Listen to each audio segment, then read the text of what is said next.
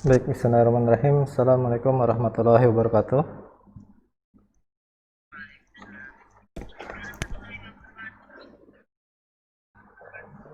Baik, alhamdulillahirabbil alamin. Alhamdulillahilladzi arsala rasulahu bil huda wa dinil haqq yasirahu 'alad dini kullihi wa kafa billahi syahida. Asyhadu an la ilaha illallah wa asyhadu anna Muhammadan abduhu wa rasuluh. Allahumma shalli wa sallim wa barik ala Muhammad wa ala alihi wa sahbihi ajmain. Rabbi shrah li sadri wa yassir amri wa uqdatam min lisani yafqahu qawli. Baik anak-anakku sekalian yang Ustaz cintai karena Allah Subhanahu wa taala. Pertama-tama kita panjatkan puji syukur kepada Allah Subhanahu wa taala karena alhamdulillah di pagi hari ini Allah berkenan untuk mengumpulkan kita semuanya dalam pertemuan perdana ya, pembelajaran biologi di kelas 7C. Adalah merupakan kebahagiaan buat Ustadz ya, bisa bertemu dengan antum semua, walaupun mungkin saat ini kita masih bertemu dalam suasana secara online ya, tidak secara offline, karena memang kafilah belum diizinkan oleh pemerintah, dalam hal ini pihak kelurahan, pihak kecamatan, untuk mengadakan pembelajaran secara offline, secara offline ya.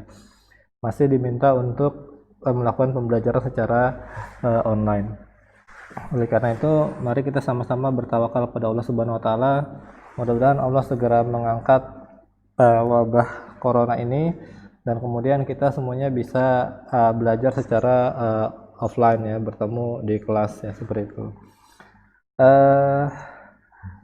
Baik anak-anak, Masya Allah ya, ini sudah ada 25 santri ya. Ustaz sebelumnya mengucapkan mohon maaf atas tadi sedikit keterlambatan ya, ada hal teknis yang harus dilakukan. Baik anak-anakku sekalian, mari kita awali pertemuan kita hari ini dengan sama-sama membaca lafal basmalah. Bismillahirrahmanirrahim. Ya. Baik anak-anakku sekalian, pertama-tama Ustadz ucapkan ahlan wa sahlan ya di pembelajaran biologi. Nah, sebelumnya Ustadz ingin menjelaskan beberapa hal terkait dengan pembelajaran PJJ di kelas 7C ini ya. Insya Allah Ustadz akan melakukan, ini beberapa hari lalu, ini ada beberapa santri yang nggak bisa masuk dan Ustadz tidak mendapatkan notifikasi via Google Meet-nya. Oleh karena itu mungkin Ustadz akan keluar sebentar ya, setelah itu Ustadz bergabung lagi karena terkadang notifikasinya itu terhambat dan harus di-refresh dulu Google Meet-nya ya. Jadi sekitar 3 detik ya, Ustadz akan keluar dari room sebentar, lalu Ustadz akan kembali lagi masuk ke room untuk mengecek siapa santri yang terhambat masuknya ya. Baik, sebentar ya.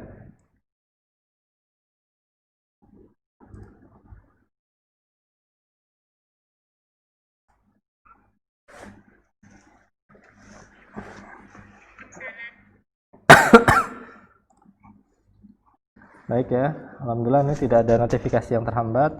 Mari sama-sama kita mulai pembelajarannya. Nah, anak sekalian, Ustadz insya Allah akan mencoba berbagi layar pada antum semuanya ya.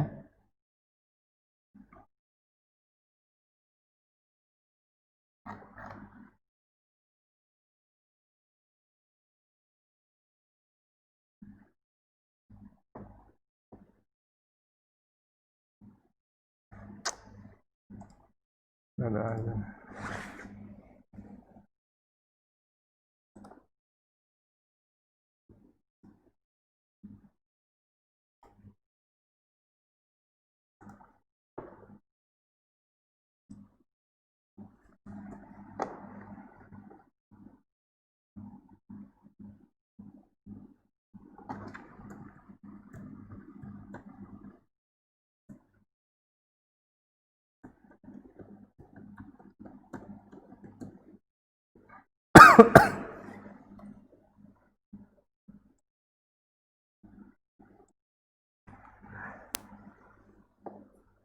Ini maaf Ustadz tadi keluar nggak sengaja ke pencet ya. Suara Ustadz terdengar? Dengar ya. Ya, baik. Ya, baik Ustadz akan coba berbagi layar ya.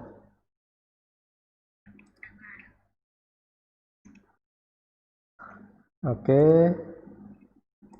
Eh, Tampilan layar Ustadz sudah terlihat belum di tempat antum? Sudah ya. Oke.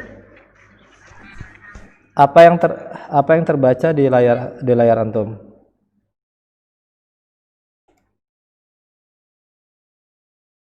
Oke, baik ya. Baik, ini Ustadz kembali lagi ya. Nah, anak-anakku sekalian, izinkan pada kesempatan pagi hari ini ya, Ustadz akan memperkenalkan diri Ustadz terlebih dahulu ya. Karena kita harus saling ta'aruf ya, saling kenal mengenal ya. Baik, yang pertama perkenalkan, nama Ustadz Fajar Handoko ya. Kelihatan fotonya? Kelihatan ya. Baik ya, Ustadz ya. Baik, Ustadz diamanahi untuk mengajar biologi di Kafila, untuk mengajar di kelas 7A, B, C, lalu kelas 9B dan kelas 10 IPA 1 sama 10 IPA 2. Nah, sebelum Ustadz lanjutkan, Ustadz ingatkan terlebih dahulu untuk memute ya mikrofonnya masing-masing ya. Ini ada beberapa yang masih belum di mute ya. Coba Ustadz lakukan mute secara manual ya. Ada beberapa santri yang masih belum di mute ya. Oke. Baik, sudah kondusif suaranya ya. Nah, ini Ustadz kembali berbagi layar ya.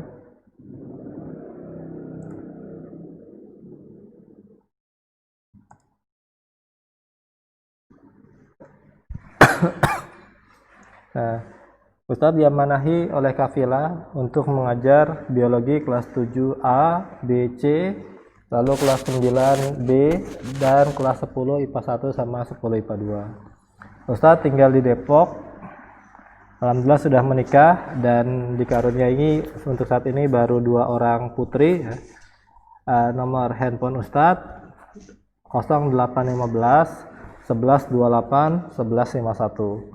Adapun email Ustadz fjr.bio.kafila@gmail.com ya. Nah, ini sedikit perkenalan dari Ustadz ya. Nah, setelah ini insya Allah Ustadz akan menjelaskan beberapa peraturan tata tertib dari pembelajaran PJJ secara online. Nah, anak-anak sekalian, kalau antum buka Google Classroom ya, maka antum akan lihat ada beberapa file di sana ya. Yang pertama ini adalah tata tertib PJJ MTS Kafila. Ini Ustadz bukakan pada antum. Nah, ini adalah peraturan pembelajaran PJJ online ya. Yang pertama ini Ustadz bacakan ya, bahwa setiap santri wajib bergabung atau join di Google Classroom pada setiap mata pelajaran. Kemudian setiap santri wajib menggunakan akun sendiri, bukan akun punya orang lain, dan menggunakan nama santri yang asli, bukan nama samaran. Apabila pada saat ini ada santri yang masih menggunakan akun dari orang lain, misalnya akun orang tuanya, akun kakaknya dan sebagainya, untuk saat ini tidak apa-apa. Tapi pada saat pertemuan-pertemuan berikutnya, maka harus menggunakan akun Gmail sesuai dengan nama lengkapnya masing-masing ya. Jadi nanti yang belum punya silakan membuat akun di Gmail tersendiri ya. Kemudian peraturan yang ketiga, setiap santri wajib mematuhi peraturan yang diberikan oleh guru bidang studi yang bersangkutan ya. Kemudian yang keempat, setiap santri sudah melakukan MCK atau mandi cuci kakus ya, maksudnya pergi ke toilet sebelum KBM PJJ online berlangsung. Yang kelima, sudah sarapan sebelum KBM PJJ online berlangsung. tidak diperkenankan untuk makan ketika KBM berlangsung. Nah, anak-anak sekalian, jadi kalau makan tidak boleh ya selama PJJ ya. Tadi Ustadz melihat beberapa ya, seperti misalnya kalau tidak salah tadi Haidar ya, masih makan ya seperti itu. Jadi nanti tidak diperbolehkan untuk makan ya. Nah, bagaimana dengan minum? Kalau minum boleh nak ya, sebagaimana PJJ di kelas juga ya. Antum tidak boleh makan, tapi kalau minum itu diperbolehkan. Sama ya, Ustadz sekarang tuh juga bawa ya botol minum. Jadi diperbolehkan untuk minum ya ketika pembelajaran berlangsung ya seperti itu. Jadi diperbolehkan. Tapi kalau makan tidak boleh ya. Nah, baik, Ustadz kembali kepada peraturan tadi ya. Yang berikutnya adalah pakaian santri yang dipakai adalah baju koko atau kemeja dan celana panjang yang rapi dan sopan. Tidak diperkenankan untuk memakai baju kaos, celana pendek dan sarung ya. Jadi harus rapi. Dan ini juga merupakan bagian dari adab juga ya. Adab menuntut ilmu, maka memang harus memakai pakaian yang sopan ya. Tidak harus pakaian yang mahal ya. Tetapi pakaian yang sopan ya seperti itu. Kemudian batas waktu mulai mengerjakan tugas dan selesai mengerjakan tugas sesuai dengan kebijakan guru bidang studi sesuai dengan peraturan yang ditetapkan. Nah, nanti insya Allah untuk pembelajaran biologi ada tugas-tugas yang dikerjakan secara harian ya. Tetapi ada juga tugas yang dikerjakan untuk beberapa hari ke depan, misalnya tugasnya dikumpulkan maksimal 3 hari ke depan ya. Dan juga ada tugas-tugas yang dikerjakan mungkin secara pekanan atau bulanan. Jadi nanti antum lihat di setiap tugasnya itu deadline-nya kapan. Kalau tugasnya harian, maka berarti hari itu juga harus dikumpulkan ya. Batasnya jam 23.59 dalam hari yang sama.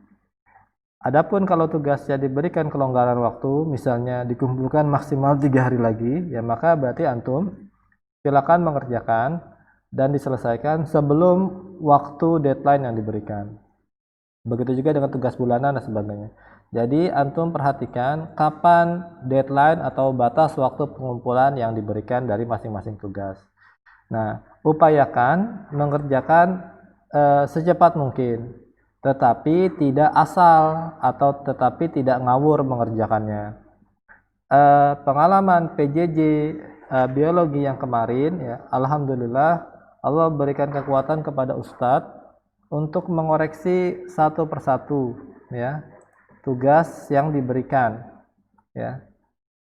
Dan pada saat mengoreksi itu ya, nah ternyata ada beberapa santri yang mengirimkan tugas ya. Jadi dia mengklik mengirimkan tugas, tetapi lampiran tugasnya itu kosong. Ya. Jadi cuman mengklik mengirimkan tugas, tetapi tidak ada tugasnya di dalamnya. Nah, alhamdulillah Allah berikan kekuatan kepada Ustadz untuk mengoreksi dan menilai satu persatu sehingga kemudian ketika nilainya itu diumumkan, maka ada beberapa santri itu yang mendapatkan nilai 0 dan kemudian dia menghubungi Ustadz, kenapa kok nilai saya 0? Dan kemudian Ustadz tunjukkan bahwa di nilai tersebut nilai yang kosong adalah nilai tugas pertemuan sekian, pertemuan keberapa, pertemuan sekian, dan kemudian ketika dia mengecek ya di Google Classroom-nya memang betul bahwa tidak ada lampiran tugas yang diberikan ya. Nah, jadi antum harus hati-hati ya. Jadi perhatikan batas waktu pengumpulannya, upayakan mengerjakan secepat mungkin, tetapi dikerjakan dengan sebaik-baiknya dan tidak asal cepat atau ngawur ya seperti itu. Nah, kemudian peraturan yang lain ya, model dan media pembelajaran tambahan selain Google Classroom diserahkan kepada guru bidang studi, misalnya menggunakan aplikasi Zoom Meeting atau Google Meeting ataupun media yang lainnya. Untuk sementara ini, Ustadz akan menggunakan Google Meeting dan tidak menggunakan Zoom. Karena menggunakan Zoom ada limitasi batasan waktu 40 menit dan setelah itu dia terputus. Sedangkan Google Meet, alhamdulillah ini tidak ada batasan waktunya, kalau nggak salah sampai bulan September Oktober nanti ini masih dibuka sama Google ya. Nah, yang kesembilan, bagi siswa yang tidak mematuhi peraturan tersebut akan dikenakan sanksi sesuai dengan peraturan yang berlaku. Adapun peraturan atau hal-hal lain yang belum tertulis akan diinfokan selanjutnya. Nah, sampai di sini dulu. Ustadz ingin mempersilahkan antum, apakah ada yang bertanya terkait dengan peraturan tata tertib PJJ secara online? Jika ada yang bertanya, bisa di unmute terlebih dahulu untuk melakukan pertanyaan, atau bisa bertanya melalui chat yang tersedia pada Google Meet. Ya, ada pertanyaan sampai di sini anak-anak?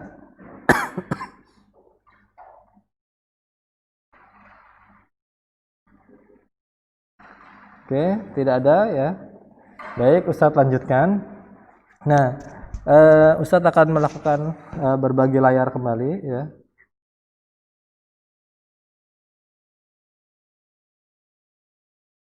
Baik, Ustadz akan melakukan screen sharing atau berbagi layar kembali ya.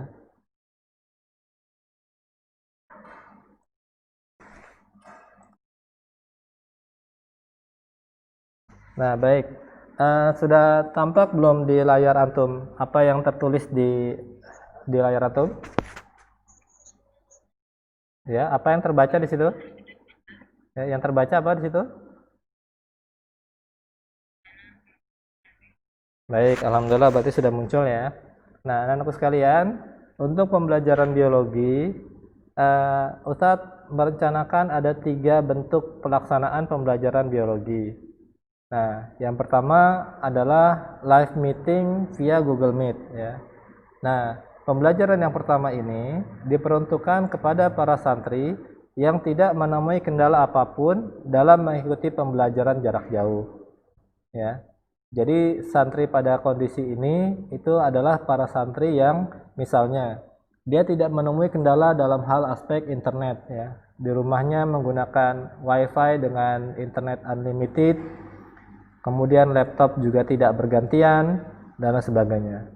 Nah, santri yang berada pada kondisi ini wajib mengikuti pembelajaran biologi secara live meeting sesuai dengan jadwal yang sudah ditentukan. Nah, karena jadwal pembelajaran biologi itu setiap hari Senin, ya, jam 8.50 sampai jam 10:10, maka santri yang tidak menemui kendala apapun dalam mengikuti pembelajaran jarak jauh wajib untuk hadir sesuai dengan jadwal yang sudah ditentukan setiap Senin jam 8.50 sampai jam 10:10. Ada beberapa keuntungan santri yang bisa mengikuti pembelajaran secara live ini, yaitu apabila dia memiliki pertanyaan maka bisa langsung ditanyakan pada saat pembelajaran itu berlangsung ya. Nah, dan yang kedua, metode pembelajaran yang kedua adalah dengan cara mengunduh video pembelajaran via YouTube ya. Ustadz upayakan dalam setiap pembelajarannya Ustadz rekam ya. Dan setelah itu Ustadz akan upload melalui YouTube, dan santri yang mengalami kendala dalam mengikuti pembelajaran secara PJJ online, misal ya, ada santri yang laptopnya itu harus bergantian dengan adiknya. Ya, beberapa hari yang lalu tuh sudah ada santri yang menjapri Ustadz mohon maaf, ini saya laptopnya bergantian dengan adik saya, terus bagaimana solusinya? Atau ada yang seperti tadi ya, ini pagi tadi itu sudah ada yang menjapri Ustadz di tempat saya dapat pemadaman bergilir, ya seperti itu. Itu bagaimana solusinya? Ya seperti itu ya.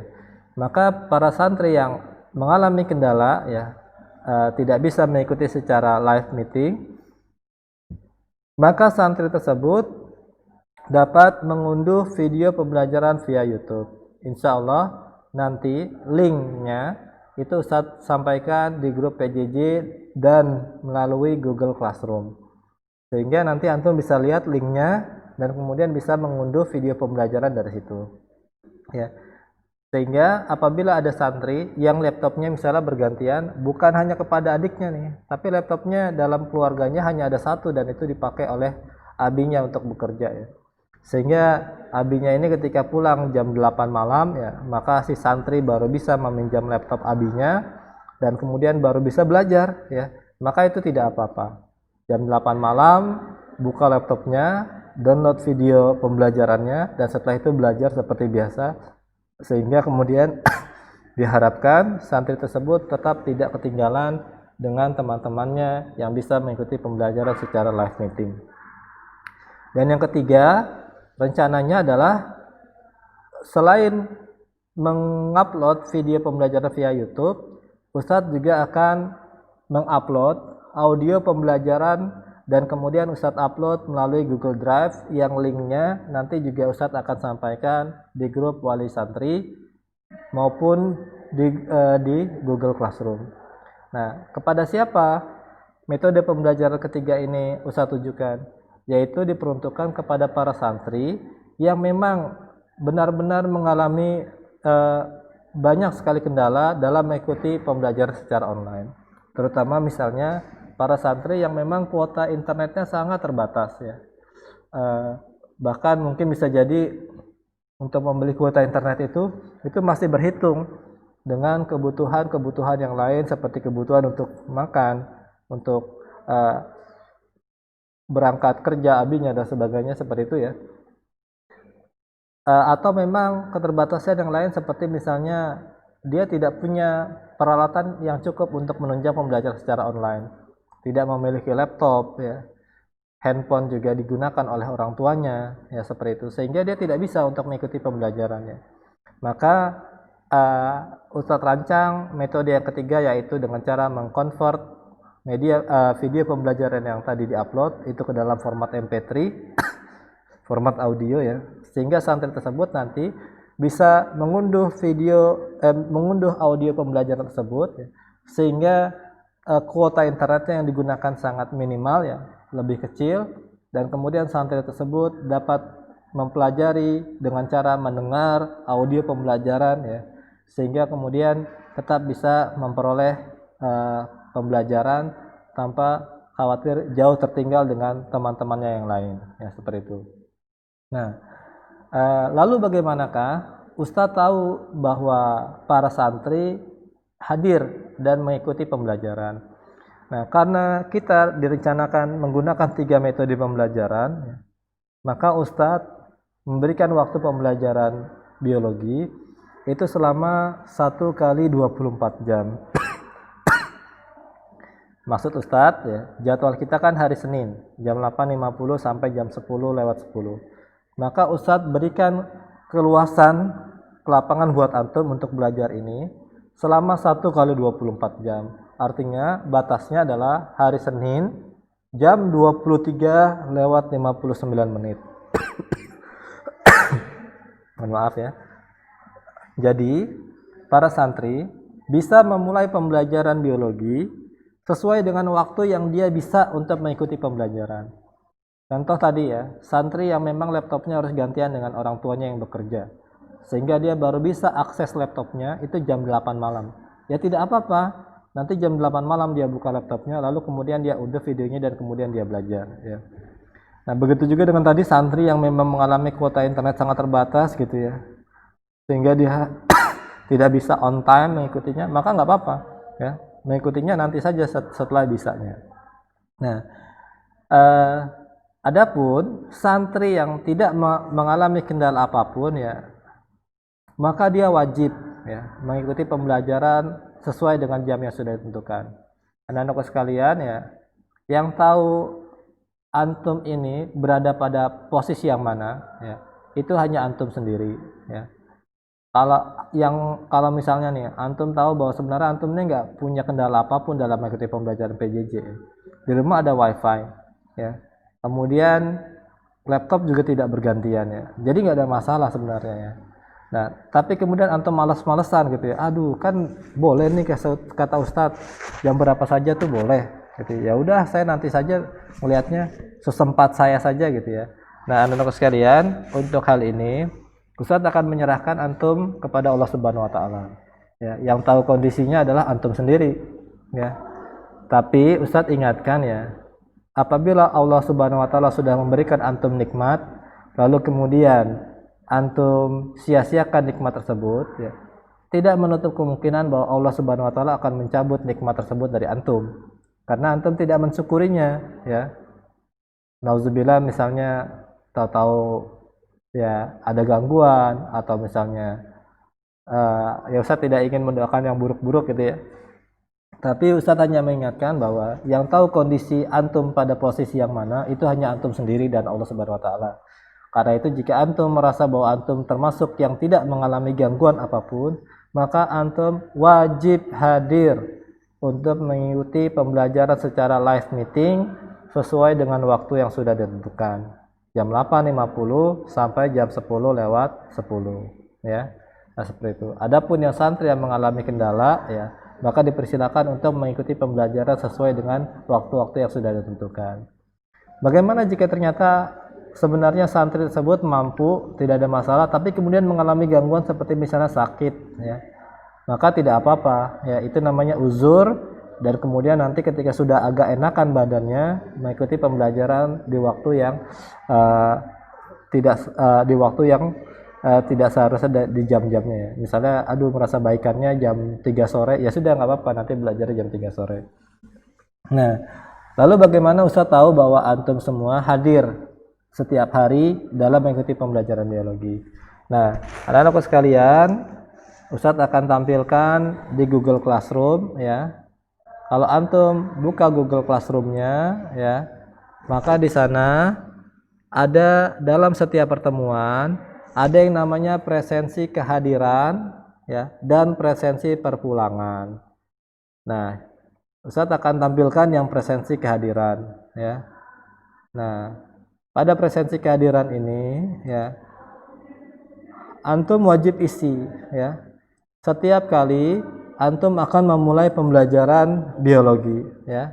Nah, jadi sini ada formnya, antum silakan isi, ya. Dan setelah antum selesai mengikuti pembelajaran biologi, setelah selesai belajar, maka antum wajib mengisi presensi perpulangan, ya. Di Google Classroom-nya itu juga ada, ya, presensi perpulangan. Nah, ini Ustadz bukakan juga, ya. Nah, ini ya presensi perpulangan. Kalau presensi kehadiran namanya clock in, sedangkan kalau presensi perpulangan namanya adalah clock out, ya.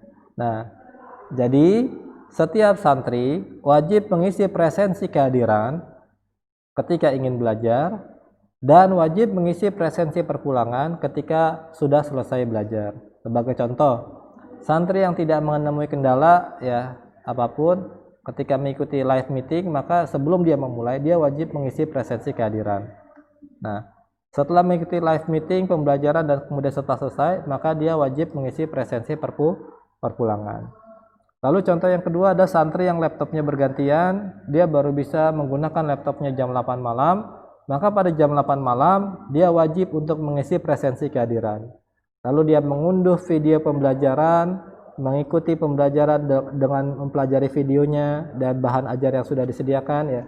Lalu kemudian setelah selesai dia belajar, maka dia wajib mengisi presensi perpulangan.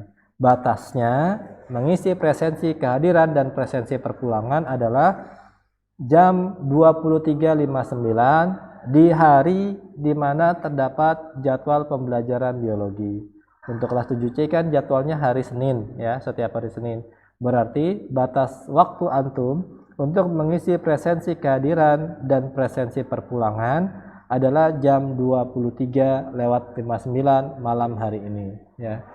Dengan demikian, Ustadz akan mengetahui bahwa antum hadir atau tidak itu adalah berdasarkan dari presensi kehadiran dan presensi perpulangan antum semua. Nah, baik, sampai di sini, ya. Adakah yang ingin bertanya? Coba silakan, jika ada yang bertanya boleh di unmute atau boleh via chat disampaikan, ya. Coba kameranya dinyalakan terlebih dahulu, ya. Ini baru beberapa saja, ya, yang dinyalakan kameranya, ya. Ada Haidar Altaf, ada Muhammad Zaki, ya. Ada Zaki Hasan, Ibrahim Farel, ya. Idam, idam arfa. Ayo dinyalakan dulu kameranya idam. Ya. Sofyan As-Sauri, Masya Allah, ini namanya bagus-bagus sekali ya. Jamshid Muhammad Zidan, Masya Allah ya. Samil Al-Farizi dan sebagainya nih ya. Nah, baik. Ada pertanyaan sampai di sini anak-anak? Oke. Oke. Kalau tidak ada ya. Nah, baik Ustadz lanjutkan ya. Nah, sekarang Ustadz akan berikan waktu simulasi kepada antum untuk mengisi presensi kehadiran ya. Jadi setelah ini Ustadz akan berikan antum waktu 2 menit untuk membuka Google Classroom dan kemudian mengisi presensi kehadiran yang ada di sana ya. Baik ya.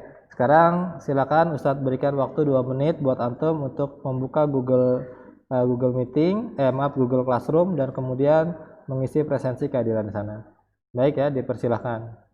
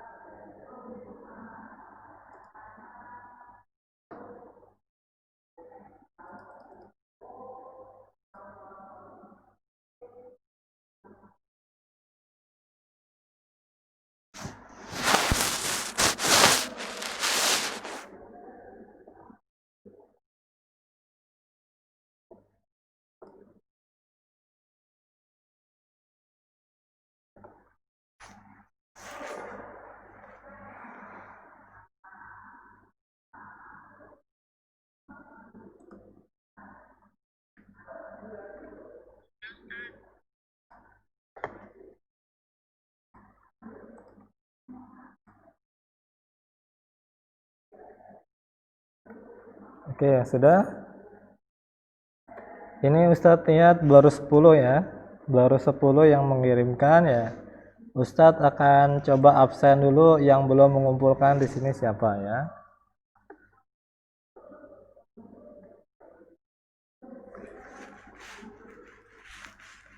Syauki Hasani Alfat ya. Syauki ini belum absen nih, belum mengisi presensi kehadiran ya. Kemudian ya, Zaki Hasan sudah ya. Muhammad Zaki belum mengumpulkan presensi kehadiran ya. Silakan diisi dulu presensi kehadirannya.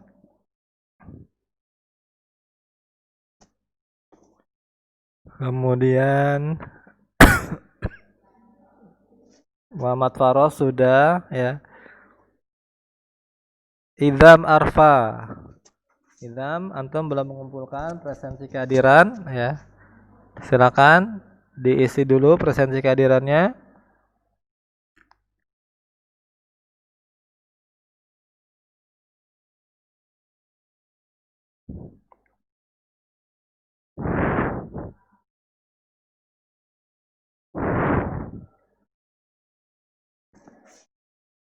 Oke ya. Baik, ini sudah 15 orang yang mengisi. Masih terdapat 15 orang lagi yang kemudian belum mengisi. Ya, baik ya. Ustadz cukupkan ya untuk simulasinya. Ustadz ingatkan lagi pada antum semuanya bahwa setiap kali pembelajaran antum wajib untuk mengisi presensi kehadiran dan presensi perpulangan ya. Kalau tidak, nanti Ustadz akan anggap bahwa antum tidak hadir ya, karena waktunya cukup lama sampai jam 23.59 malam hari ini. Oke. Baik, insya Allah Ustadz lanjutkan materi pembelajarannya ya.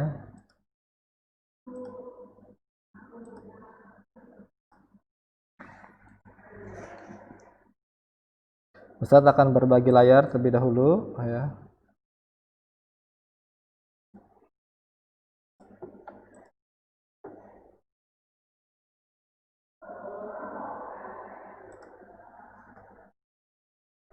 Oke ya, sudah nampak tampilan slide dari Ustadz ya. Boleh dijawab dulu, sudah terlihat belum? Sudah ya.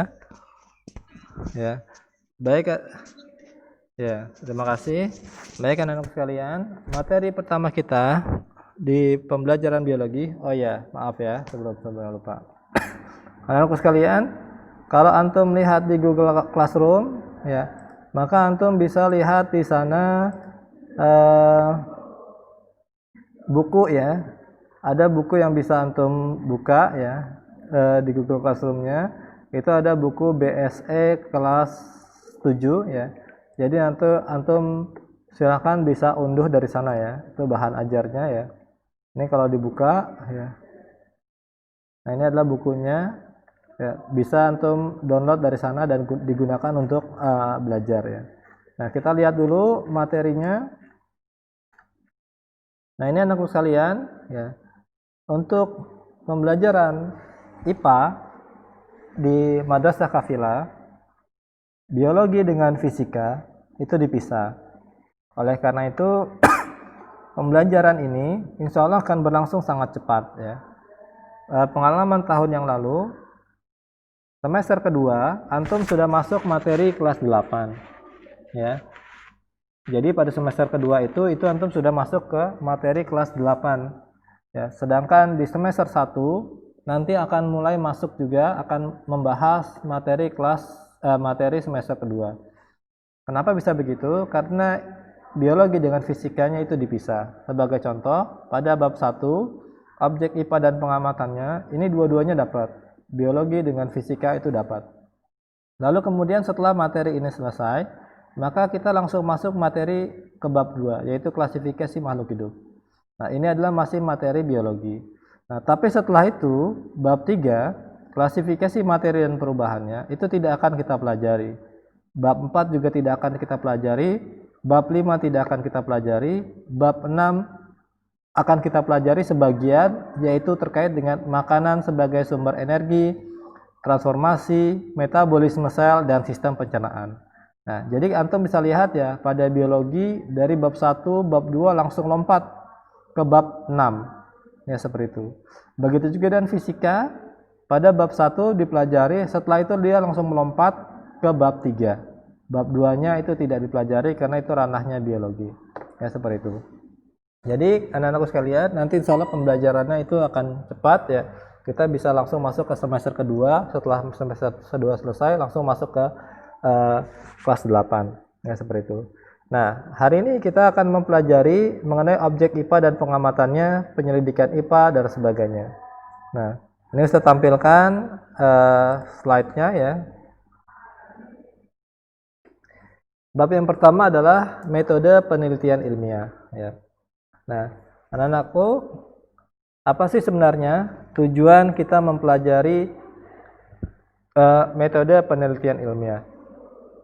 Ada beberapa hal yang Ustadz harapkan ya ketika antum mempelajari materi ini, maka diharapkan tujuan pembelajaran ini tercapai pada diri antum. Yang pertama adalah diharapkan ya setelah mempelajari materi ini, maka antum akan mengetahui langkah-langkah atau tahapan dalam melakukan penelitian ilmiah. Yang kedua, diharapkan antum mampu merancang penelitian ilmiah sederhana dan juga mampu mempraktikkan penelitian ilmiah sederhana. Nah, ini adalah tujuan-tujuan dari pembelajaran metode penelitian ilmiah ya. Nah, lalu kita lanjut ya. Nah, apakah yang dimaksud dengan penelitian ilmiah ya? Penelitian adalah upaya untuk mencari kebenaran akan sesuatu. Penelitian ilmiah adalah penelitian yang menggunakan metode ilmiah, dan upaya dalam penelitian berupa kegiatan meneliti, mencari jawaban yang berarti menemukan atau menguji kebenaran. Ya. Nah, ada beberapa langkah-langkah penelitian ilmiah. Ya. Yang pertama adalah merumuskan masalah. Ya. Jadi sebelum kita melakukan penelitian, biasanya ada masalah yang muncul dulu, dan masalah itu yang akan kita cari solusinya. Setelah itu, maka kita akan mengumpulkan literatur atau ilmunya. Kita akan mencari tahu keilmuan tentang itu ya, mencari ilmunya. Lalu setelah itu, setelah kita merasa bahwa kita ini kayaknya ilmunya sudah ada nih yang kita dapat nih, maka setelah itu langkah yang kita lakukan adalah merumuskan hipotesis. Apa itu hipotesis? Hipotesis adalah jawaban sementara yang diajukan ya, untuk menjawab penyelesaian permasalahan yang ada.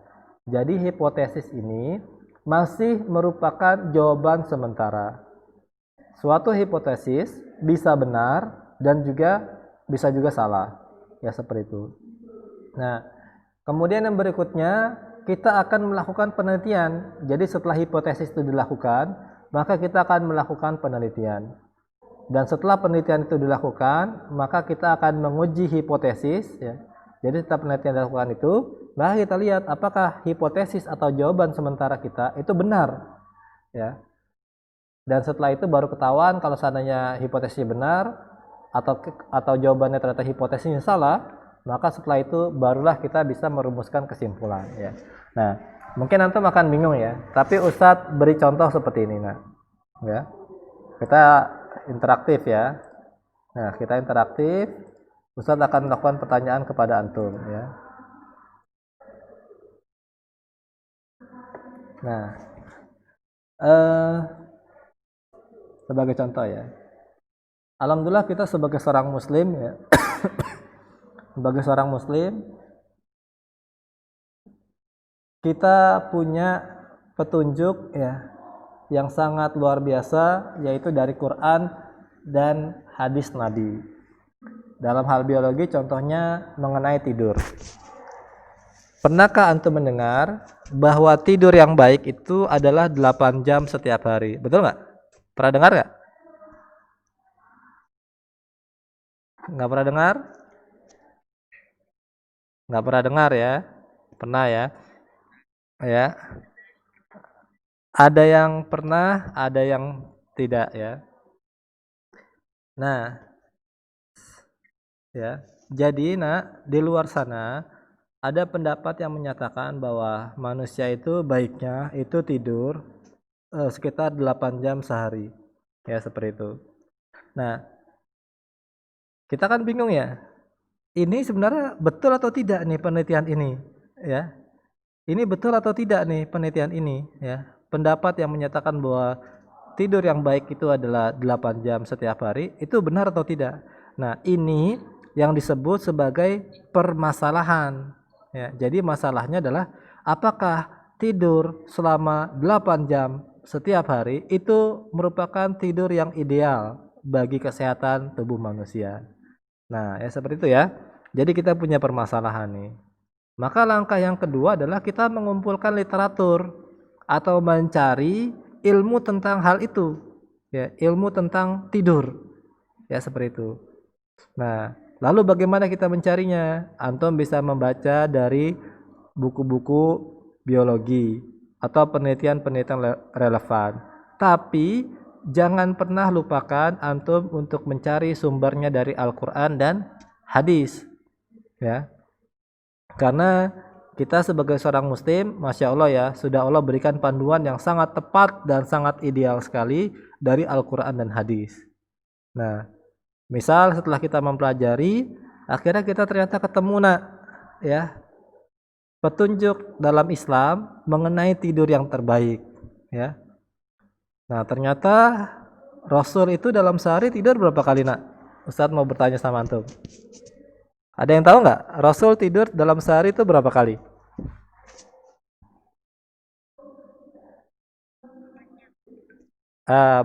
Bukan jamnya ya yang saya tanya, tapi berapa kali tidur dalam satu hari? Satu kali, ya. Nah, ya. Jawabannya, ternyata Rasul dalam sehari tidur 3 kali, nak. Ya, ternyata Rasul dalam sehari itu tidurnya 3 kali, ya, yaitu tidur di waktu malam, lalu kemudian tidur menjelang sholat subuh, ya. Jadi ketika Rasul tuh tidur malam, lalu kemudian bangun, qiyamul lail sebagainya. Nah kemudian beberapa menit menjelang azan subuh itu beliau tidur lagi, ya. Dan setelah itu azan subuh bangun dan kemudian melaksanakan salat subuh secara berjamaah. Dan satu lagi Rasul tidur siang, nah yang disebut sebagai qailullah, ya. Nah, jadi ternyata Rasul tidur 3 kali dalam sehari. Nah, pertanyaannya, berapa jam atau berapa lama Rasul itu tidurnya? Nah, kita cari lagi literaturnya, akhirnya ketemu, nak. Hadis dari Ibunda Aisyah ketika para keponakannya itu lagi mampir, ya, ke tempat Ibunda Aisyah. Ini kan keponakan, ya. Maka ketika Ba'da Isya para keponakannya ini masih terbangun, ya, masih pada ngobrol-ngobrol gitu. Jadi Ba'da Isya masih pada ngobrol-ngobrol nih. Tiba-tiba Ibunda Aisyah menegur keponakannya dengan mengatakan, "Nak, bukan begitu, nak, cara Rasul menghabiskan malamnya. Rasul tidak suka tidur sebelum Isya, ya, maksudnya tidur setelah maghrib nih, sebelum Isya. Rasul tidak suka tidur setelah maghrib, ya. Tetapi juga Rasul tidak suka tidur berlama-lama atau menunda tidur setelah Isya, ya. Jadi ternyata Rasul ba'da Isya itu segera tidur, nak, ya. Lalu kemudian akhirnya Rasul bangun di tengah malam, ya. Nah, kalau dalam Islam malam itu dimulai dari maghrib, ya, dan kemudian fajar itu dimulai di waktu subuh atau menjelang subuh. Nanti antum tinggal hitung saja jamnya dari ba'da isya, dari maghrib sampai menjelang subuh. Antum hitung jamnya, ya, lalu antum bagi 2. Dan di saat itulah Rasul bangun, ya. Jadi itu diperkirakan bahwa Rasul itu bangunnya ya menjelang, ya, sekitar jam tengah malam, nak, ya, sekitar jam 12-an, jam 1, ya. Nah, jadi makanya kita nggak ketemu nih sama Rasul, ya. Kita cukup jauh dari Rasul.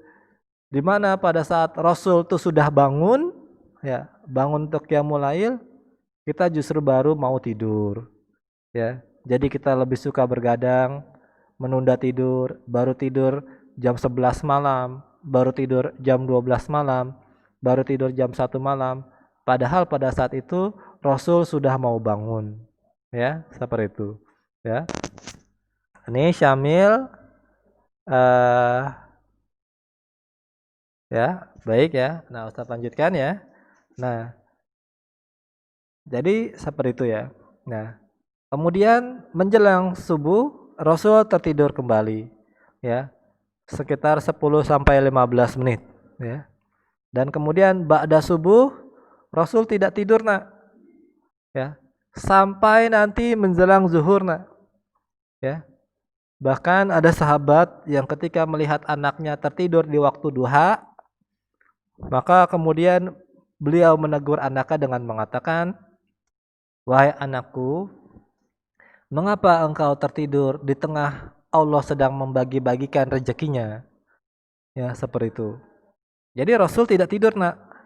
Dari ba'da subuh sampai nanti menjelang zuhur itu Rasul tidak tidur. Ya, seperti itu. Dan Rasul juga mempunyai sebuah doa, nak, ya. Doanya itu berbunyi seperti ini. Allahumma barik fi ummati fi bukuriha. Ya Allah, berkahilah umatku di waktu paginya. Jadi antum ketika ba'da subuh jangan tidur lagi, nak. Karena rezeki itu beda-beda. Rezeki itu tidak semuanya berbentuk uang. Ada rezeki itu yang berbentuk doa yang dikabulkan. Ada rezeki itu yang berupa bertambahnya hafalan. Ada rezeki yang berupa bertambahnya ilmu dan sebagainya. Jadi upayakan antum jangan tidur ba'da subuh. Kalau antum ingin mudah bangun malam, maka antum ikuti sunnah Rasul, yaitu tidurnya ba'da isya, langsung berusaha untuk tidur. Insya Allah antum gak akan perlu jam waker, gak akan perlu alarm handphone untuk bisa bangun malam. Ya, kalau antum tidurnya mengikuti sunnah Rasul. Jadi tidurnya tuh disegerakan di awal malam. Nanti insya Allah dengan pertolongan Allah antum akan terbangun dengan sendirinya. Memudahkan antum untuk belajar, menghafal Al-Quran dan sebagainya. Ya. Dan kemudian Rasul ada tidur siangnya, khairullah ya. Maka ini ada penelitiannya bahwa grafik otak itu ya menjelang siang itu grafiknya sudah semakin menurun nak. Ya. Caranya bagaimana supaya grafiknya naik lagi? Caranya adalah dengan diistirahatkan. Ya. Kalaupun memang antum nggak bisa tidur, ya upayakan untuk berusaha tidur-tiduran, nah. Ya, untuk tidur-tiduran, ya seperti itu. Dan niatkan ya Allah ini saya berniat mengikuti sunnah Nabi, ya seperti itu. Nah, jadi itu waktu tidur, nak, ya. Nah, jadi penelitian yang mengatakan bahwa tidur ini 8 jam sehari, ya, maka menurut ilmu yang sudah kita dapat, ya, bahwa ternyata ada ketidaksesuaian, ya, karena Rasul ternyata tidurnya jumlahnya banyak, ya, jumlahnya 3 kali dalam sehari, tetapi waktunya sedikit-sedikit, nah, ya, waktunya hanya sedikit-sedikit, ya. Ya, kalau dari ba'da isya sampai jam 1, taruhlah misalnya isya jam 7, lalu Rasul misalnya terbangun jam 1 malam atau jam 12 malam, berarti kan hanya 4 jam, 4 sampai 5 jam. Lalu Rasul tertidur lagi menjelang subuh sekitar 15 menit, ya. Lalu tidur menjelang zuhur juga kira-kira tidak sampai 1 jam, ya. Maka bisa kita perkirakan berapa jam Rasul tidur. Nah, maka setelah kita memiliki keilmuan, oh ternyata ilmunya begini dalam Islam, barulah kita mengajukan yang namanya apa nak? Jawaban sementara atas permasalahan tadi namanya apa? Mengajukan yang namanya mengajukan yang namanya hipotesis atau jawaban sementara atas permasalahan yang kita hadapi, ya.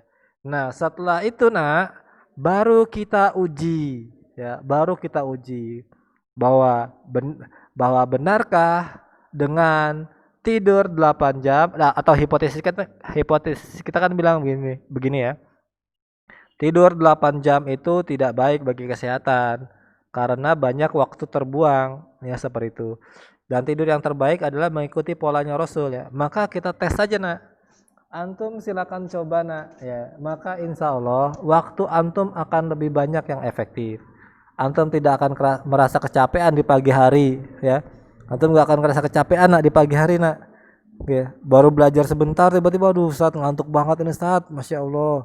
Ini semalam saya begadang Ustaz, ya. Nanti salam takut antum tidak akan menemui hal itu, ya seperti itu.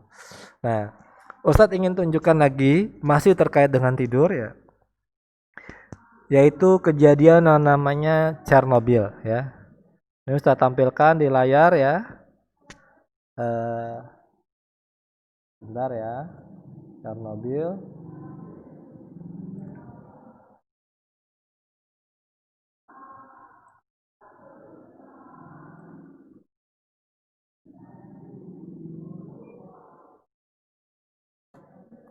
Ada satu kota di Rusia yang bernama Chernobyl, ya.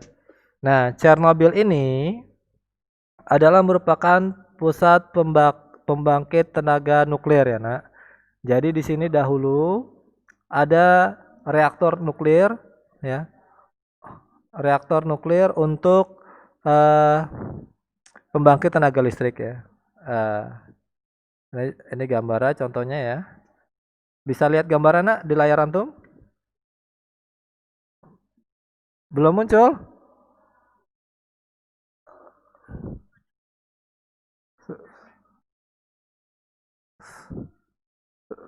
Sudah ya?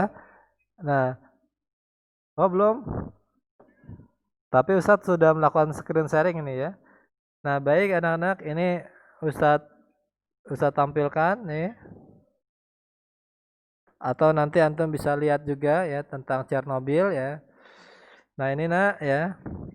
Ini adalah beberapa foto-foto terkait dengan apa namanya kejadian di Chernobyl ya. Jadi nah jadi ini contohnya ya. Ada contohnya. Nah, ini contohnya nak ya. Kelihatan? Kelihatan? Kelihatan ya.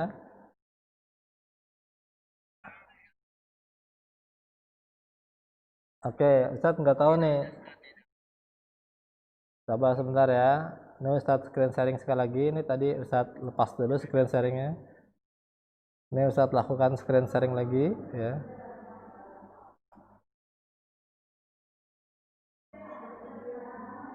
Oke, ini baik Ustadz lakukan screen sharing ya seluruh layar.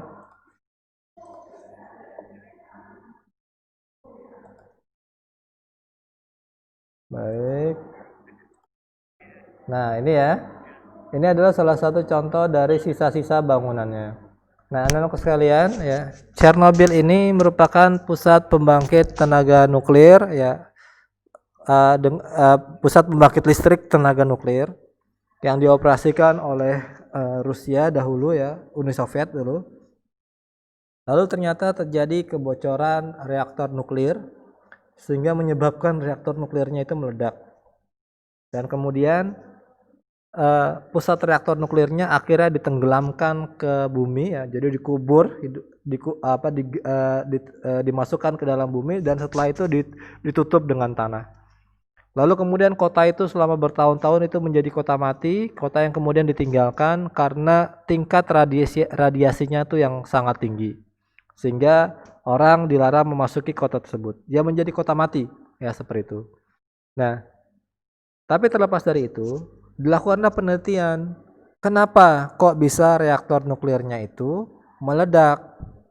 Dan ternyata setelah diselidiki bahwa ternyata penyebab terjadinya ledakan reaktor nuklir tersebut adalah karena staf reaktor nuklir yang bertugas piket di malam hari lupa untuk menutup reaktor nuklirnya. Ya. Lalu setelah diselidiki lagi lebih mendalam, kenapa kok mereka bisa lupa? Ternyata karena jadwal shift bekerjanya, shift gantian kerjanya ya. Karena kita tahu ya kalau di perusahaan itu ada kerja tuh gantian shift-shiftan. Shift 1 biasanya masuk jam 7 sampai nanti selesai jam 15 sore. Shift 2 jam 15 sore ditambah 8 berarti sampai sekitar jam 23. Nanti kalau ada yang perusahaan yang bekerjanya 24 jam, maka itu biasanya ada 3 shift. Shift 1 jam 7 sampai jam 15, shift 2 jam 15 sampai jam 23, dan shift 3 jam 23 sampai jam 7 pagi. Ya. Nah, ternyata dan ini juga masih sama nak di Indonesia.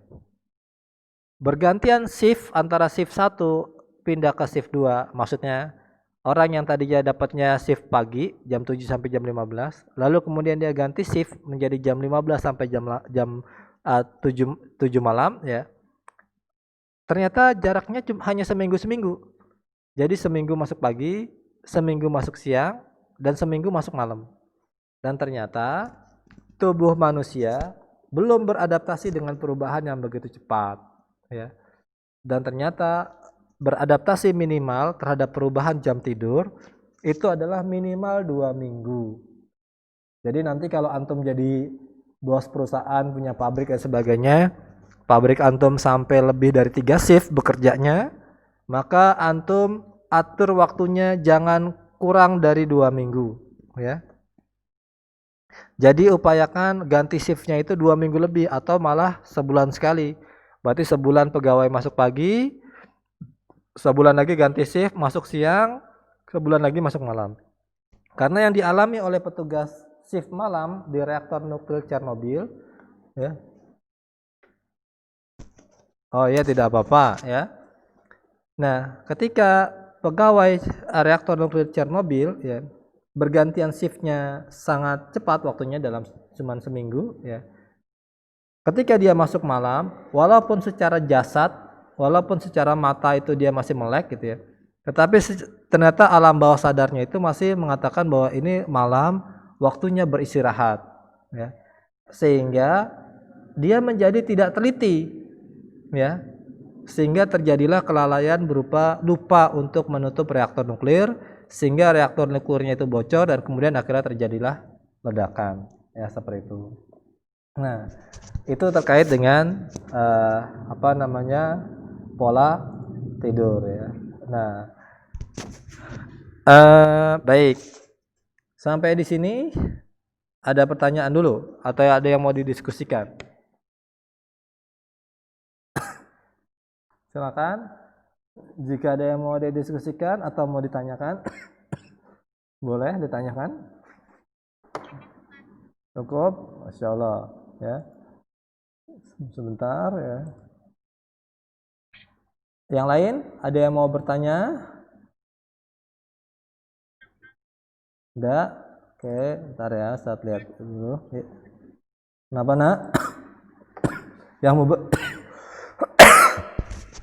Yang mau bertanya bisa di unmute atau bisa melalui fitur chattingnya di situ. Oke, tidak ada? Ya. Baik ya. Nah, baik, Ustaz lanjutkan ya. Ustaz berbagi layar kembali ya.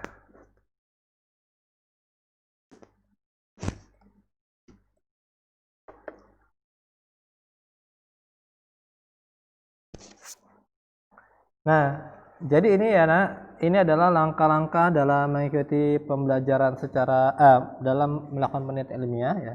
Jadi setiap kali antum menemukan permasalahan ya, jadi penelitian ilmiah itu dimulai dari permasalahan ya. Jadi ketemu masalah apa nih ya, dan permasalahan itu yang berusaha untuk diselesaikan ya. Nah, dalam menyelesaikan masalah itu antum cari tahu dulu ilmunya, literaturnya ya. Antum cari tahu dulu baik ilmu-ilmu pengetahuan modern, tetapi jangan pernah melupakan bahwa antum untuk mencarinya dalam literatur Islam ya.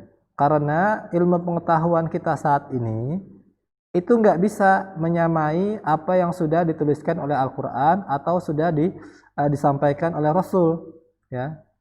Sebagai contoh ya nak,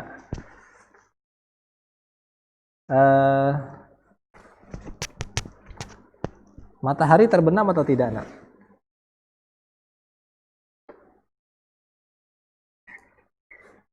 Yakin? Nah, terbenam ya. Kalau dalam tata surya yang kita kenal dalam pelajaran-pelajaran sehari-hari gimana?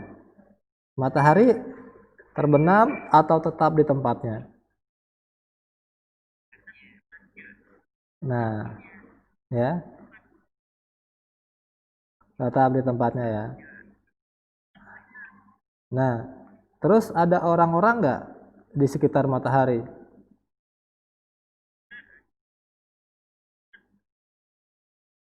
Nggak ada, yakin? Bumi yang mengelilingi matahari ya. Nah, nanti ya, coba antum baca surat Al-Kahfi ya. Nanti di situ ada kisah Nabi Zulkarnain ya. Ketika beliau, karena Nabi Zulkarnain ini salah satu nabi yang diberikan kekuasaan ya, berupa kerajaan yang sangat luas ya. Selain Nabi Sulaiman ada juga Nabi Zulkarnain ya. Nah, beliau ternyata pernah Allah sampaikan ke tempat terbenamnya matahari nak, dan ke tempat terbitnya matahari ya. Nah, seperti itu ya. Dan kemudian ternyata matahari terbenam nak, di tempat yang berlumpur hitam. Dan ternyata di situ ada orangnya nak, ada kaumnya ya, seperti itu ya. Nah, ini ilmu pengetahuan kita saat ini belum nyampe nak, belum nyampe ke situ ya, seperti itu, belum sampai ke situ. Artinya apa? antum ketika menemui permasalahan ya dalam penelitian ilmiah ya, jangan pernah melupakan untuk mencari literaturnya itu dalam Islam ya, dalam Al-Qur'an, dalam hadis atau dari para ulama terdahulu. Karena bisa jadi solusi-solusinya itu sebenarnya sudah ditemukan ya oleh para generasi Islam ini ya. Seperti itu ya. Nah, antum pernah lihat jam singa Granada nggak nak? Jam singa pernah lihat? Ya. Jadi anak-anak sekalian ya, ketika tentara kafir Eropa mengalahkan kaum muslimin di benteng Granada ya. Granada ini benteng terakhir di Andalusia ya. Nah, ketika mereka mengalahkan itu, ternyata mereka menjumpai bahwa di sana tuh ada air mancur dengan 12 singa ya. Patung singa Granada ya. Jadi antum lihat nanti ya nak, di Google dicari patung singa Granada. Itu ada air mancur di tengah-tengah, lalu ada 12 singa. Nah, uniknya adalah kalau jam 1, waktu menunjukkan jam 1, maka dari singa 1 itu dari mulutnya keluar air nak. Lalu kalau jam 2, singa 1 tetap mengeluarkan air, singa 2 keluar air ya. Jam 3 berarti ada 3 singa yang mengeluarkan air. Jam 6 berarti ada 6 singa yang mengeluarkan air. Sampai jam 12 akhirnya ada 12 singa yang mengeluarkan air. Begitu masuk ke jam 1, 11 singa yang lain diam dan tinggal tersisa 1 singa yang mengeluarkan air. Akhirnya mereka tahu, orang-orang Eropa tahu, oh ternyata patung ini tuh jam ya. Akhirnya dibongkarlah oleh mereka untuk mencari tahu tuh mesinnya kayak gimana tuh, sehingga singa ini tahu bahwa sekarang tuh jam 1, 1 singa saja yang mengeluarkan air. Kalau jam 4 berarti ada 4 singa yang mengeluarkan air. Mereka akhirnya berusaha membongkar tuh untuk cari tahu ini sistem kerjanya bagaimana sih. Dan antum tahu nak, sampai sekarang mereka bisa bongkar, nggak bisa balikin nak. Ya. Jadi kalau antum lihat patung singa Granada, nanti antum akan lihat bahwa 12 singanya jam berapapun itu tetap mengeluarkan air nah. Padahal awalnya itu tidak demikian. Begitu juga dengan air mancur nah. Kalau antum baca literatur kota-kota arsitektur yang dikuasai oleh kaum muslimin, itu ada banyak sekali air mancurnya. Pemerintah Maroko ketika akan merenovasi kembali sisa-sisa peninggalan Islam, ternyata di kota Maroko saja itu ada sekitar 300 air mancur nah, yang pernah dibangun oleh generasi Islam terlebih dahulu. Padahal nggak ada mesin pompa nah, ya nggak ada mesin pompa. Kan kalau sekarang air mancur pakai pompa, kalau dulu tuh nggak ada. Ya. Nah, maksud Ustadz ya, permasalahan-permasalahan ilmiah yang saat ini dihadapi bisa jadi sudah diselesaikan oleh generasi Islam terdahulu. Oleh karena itu, ketika antum menemui permasalahan dalam metode dalam ilmiah, penelitian ilmiah, jangan pernah untuk melupakan mencari literatur dalam Al-Qur'an, dalam hadis atau para ulama terlebih dahulu, ya. Nah, baik. Ada pertanyaan sampai di sini?